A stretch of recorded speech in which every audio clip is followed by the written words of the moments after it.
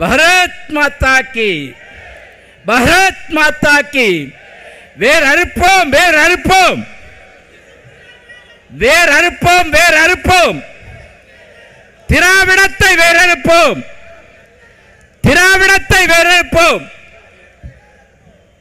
பாரதிய ஜனதா கட்சியினுடைய எழுச்சி மிகு இந்த கூட்டத்திற்கு தலைமை தாங்கி சிறப்பித்துக் கொள்ளக்கூடிய அருமை சகோதரர் திரு மாவட்டத்தினுடைய தலைவர் திரு ஆனந்தன் ஐயாச்சாமி அவர்களே, இந்த கூட்டத்திலே முன்னிலை வைத்து சிறப்பித்துக் கொண்டிருக்கக்கூடிய மாவட்டத்தினுடைய பொதுச்சாளர், முன்னாள் மாவட்டத்தினுடைய பொதுச்சாளர் திரு பாலகுருநாதன் அவர்களே, அருள்செல்வன் அவர்களே, ராமநாதன் அவர்களே, இன்னும் இங்கே கலந்து கொண்டு சிறப்பித்துக் கொண்டிருக்கக்கூடிய அத்துணை வடக்கு விருதுநகர் வடக்கு மேற்கு மாவட்டத்தினுடைய தலைவர் மரியாதைக்குரிய அண்ணன் துரை அவர்களே, ஏனைய தாமரை சொந்தங்கள் அனைவருக்கும் இங்கே மாலை வணக்கத்தை தெரிவித்துக் கொண்டு,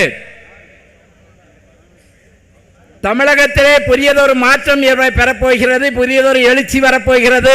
அந்த எழுச்சி புளியங்குடியில், தென்காசி மாவட்டம் புளியங்குடியிலிருந்து தொடங்கப் போகிறது என்பதை இந்த கூட்டம் பறைசாற்றிக் கொண்டிருக்கின்றது. பெரியோர்களை, வாக்காளர் பெருமக்களை, தாமரை சொந்தங்களே, இந்த கூட்டத்திற்கும் இந்த தருணத்திற்கும் பொருத்தமான தலைப்பு தீய சக்திகளை வேறறுப்போம் என்பது. எப்படிப்பட்ட தீய சக்தி? எப்படிப்பட்ட தீய சக்தி என்று சொன்னால், திமுக கார்ல திமுக கொடி கட்டி போகுமா, ஆனா உள்ள இருக்கவங்க திமுக காரங்க கிடையாது. பாலியல் வன்கொடுமையில் ஈடுபட்ட அவங்களுக்கும் திமுகவுக்கும் சம்பந்தம் கிடையாது. எவ்வளவு கொடூரமான ஆட்சி!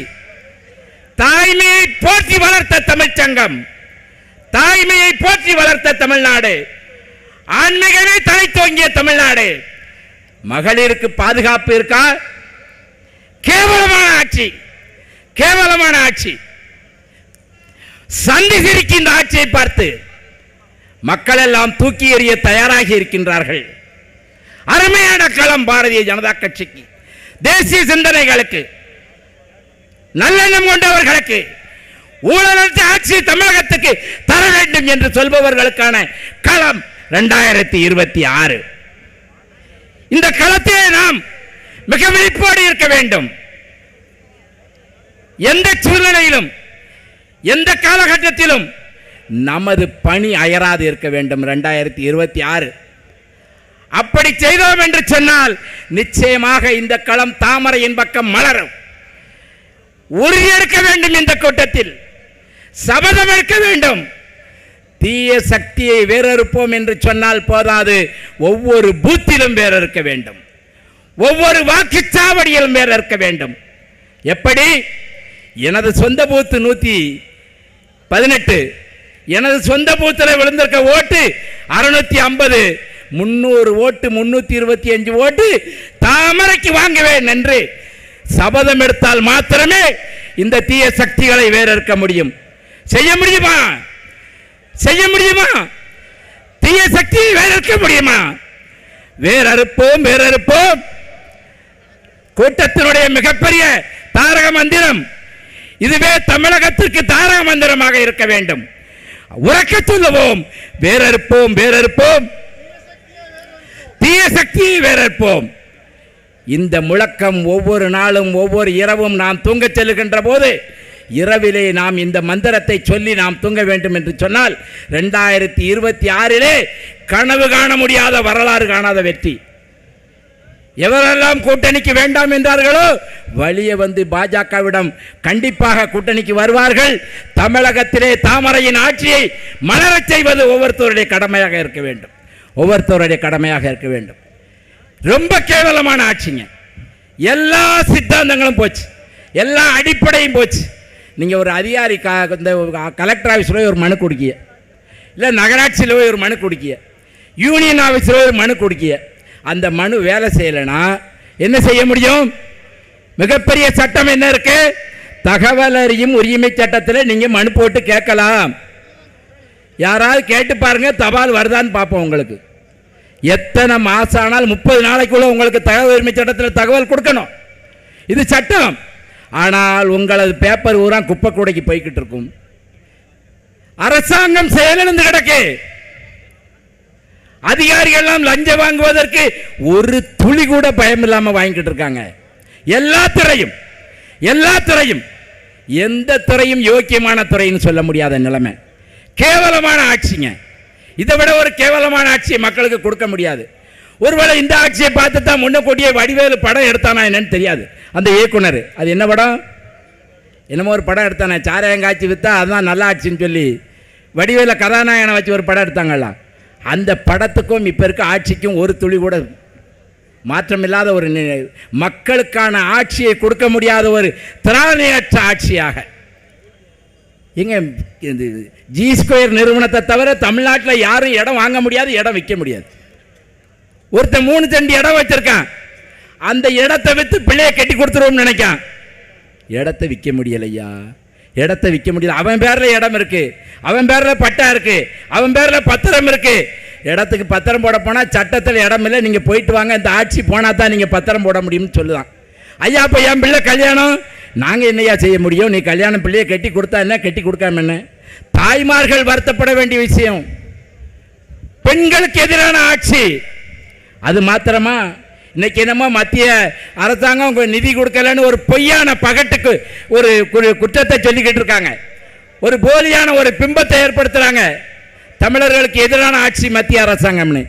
ஏன் மும்மொழி கொள்கைக்கு உண்டான ரூபாயத்தை நாங்கள் நிப்பாட்டியிருக்கோம், கல்வி திட்டத்துக்கான ரூபாயை மத்திய அரசாங்கம் நிப்பாட்டலை. இந்த திட்டத்தில் நீ பள்ளிக்கூடம் தொடங்கினா அதுக்கான நிதி, அந்த நிதி நல்லா கேட்டுக்கோங்க. உங்கள் வீட்டுக்கு தண்ணி சர்வீஸ் இழுத்தியன்னா உங்களுக்கு மானியம் 10,000 ரூபான்னு அரசாங்கம் சொல்லுதுன்னு வச்சுக்கோங்களேன். தண்ணி சர்வீஸே எடுக்காம எனக்கு தண்ணி கொடுக்க மாட்டாங்க, தண்ணி கொடுக்க மாட்டாங்கன்னா எவ்வளோ போலியான ஒரு வாக்குவாதம், ஒரு போலியான ஒரு பிம்பத்தை மக்கள் மத்தியில் ஏற்படுத்துவாங்க. ஆகவே இது மும்மொழி கொள்கையை அமல்படுத்தினால் அந்த பள்ளிக்கூடத்துக்கு கிட்டத்தட்ட ஒரு 30 சென்ட் இடம் வாங்கணும், அதுக்கு அந்த ரூபா பயன்படும். எல்லா கல்வி கட்டணம் மத்திய அரசாங்கம் கொடுக்கு, அதுக்கு அந்த ரூபா பயன்படும். புத்தகத்திலிருந்து நோட்டிலிருந்து பென்சிலிருந்து பேனா வரைக்கும் அனைத்துமே இலவசமாக கொடுக்கு. மும்மொழி கல்வி திட்டத்தில் வந்தா அதுக்கு அந்த பயன்படும். அதுக்கெல்லாம் மேலாக மும்மொழி கல்வி திட்டத்தில் வந்தால் தாய்மொழி கல்வி கட்டாயமாக தமிழ் இருக்கும் என்ற கருத்தை கூட இந்த மக்கள் மத்தியிலே மறைச்சு ஏதோ தமிழர்களுக்கு எதிரான ஒரு ஆட்சி மாதிரியும் ஹிந்தியை திணிக்க போற ஆட்சி மாதிரியும். எப்ப தமிழ்நாட்டில் இருந்திருக்கே, உனக்கு தமிழுக்கும் இங்கிலீஷுக்கும் ஹிந்தி எதுனே தெரியாம போய் அழைச்சிக்கிட்டு இருக்க. நல்லா கேளுங்க, இந்த இருக்க சங்கரங்கோயிலில் கடையநல்லூர்ல என்ன நடந்துச்சு? மும்மொழி கொள்கைனா அப்போ 3வது மொழி அழிக்கணும்ட்டு 3வது மொழி ஹிந்தியில் இங்கிலீஷில் இருந்தவன அதை போய் அழிச்சுக்கிட்டு இருக்கான், ஹிந்தியை விட்டுட்டு. எவ்வளவு கேவலமான தமிழர்களை நீ ஆட்சியில் கட்சியில் வச்சிருக்க. உன் கட்சியில் என்ன மொழின்னு தெரியாதவங்களாம் கட்சியில் வச்சுக்கிட்டு நீ தமிழை வளர்க்க போறோம்னு சொல்லிக்கிட்டு இருக்கிய. கேவலமான ஆட்சி இல்லையா? கேவலமான ஆட்சி இல்லையா? நம்ம கடையநல்லூரில் நடந்த சம்பவம். இங்கிலீஷ் எழுத்து அழைச்சிக்கிட்டு இருக்கான் பெயிண்டை வச்சு. கூட இருக்க சின்ன பையன் ஒரு 10வது படிக்க சொன்னா, அண்ணாச்சி அது இங்கிலீஷ், நீங்க கிண்டி அழிங்க, மேல கிண்டி இருக்கணும். பிறகு மாவட்ட செயலாளர் கிண்டி அழிக்கான். இதுக்கு ஒரு மாவட்ட செயலாளர், அவர் தான் இந்த மாவட்ட கலெக்டரை இயக்குதாரு. நம்ம மாவட்டத்தில் ஒவ்வொரு மாவட்ட செயலர் ஒவ்வொரு ஆட்சித்தலைவரை இயக்கிட்டு இருக்காங்க, ஒவ்வொரு காவல்துறை கண்காணிப்பாளரை இயக்கிக்கிட்டு இருக்காங்க. அதிகாரிகள் சுதந்திரமாக செயல்பட முடியாத கேவலமான நிலைமை. எல்லா துறையும் தகவல் உரிமை சட்டம் நீங்க மனு போட்டா மனு வாங்க மாட்டாங்க. அப்புறம் நீங்க எப்படி அதிகாரி மேல் நடவடிக்கை எடுக்க முடியும்? லஞ்சம் வாங்குறாரு, ஊழல் பண்ணாருன்னா சொல்லிக்கிட்டே இருக்கலாம் நாம, ஆனா எதையுமே செயல்படுத்த முடியாது.